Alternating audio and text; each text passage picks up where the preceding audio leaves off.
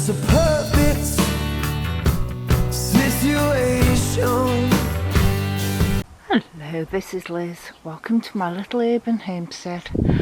I thought I'd just take some footage of my back garden. If you look on the other videos of the garden, you'll see the layout as it was. Over the past few weeks when Lurch has been on a rest day, he's been doing things for me.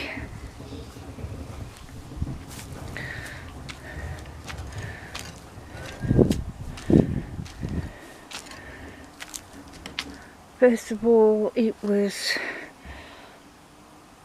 all the small raised beds I had across here underneath the apple tree. As you can see, the apples are dropped. He built it up and put soil that was in this middle bit on there, and that I've got to smooth out, and I'm going to cover it in black plastic for the winter. He's obviously dug up the bed that was here, and he's made this bed here higher, so we could put the soil in that. And he's laid out, they're not set yet, where crazy paving can go, just so we can see what's left and what we're going to do. My polytunnel, yes, the plastic came off again, but I'm growing a lot of runner beans in there, so they'll climb up it. As you can see, they're Scarlet Emperor and they're starting to flower.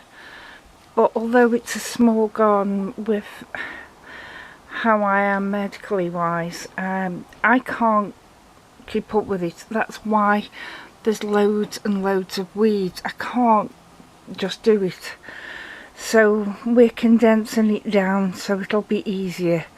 This middle bit will all be paved over so I can go around easier when putting my washing out, but I'll still be able to grow in the two beds.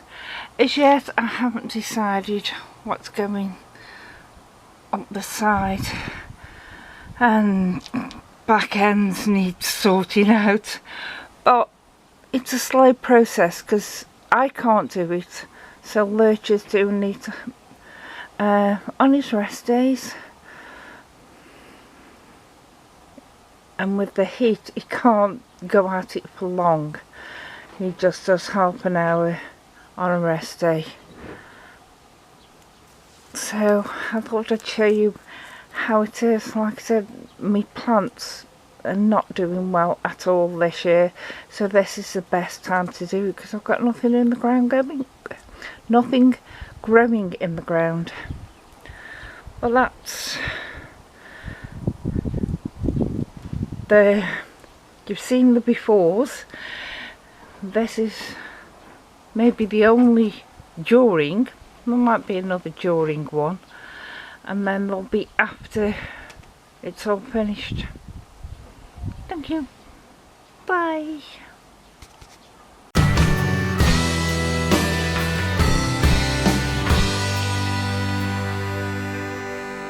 It's a perfect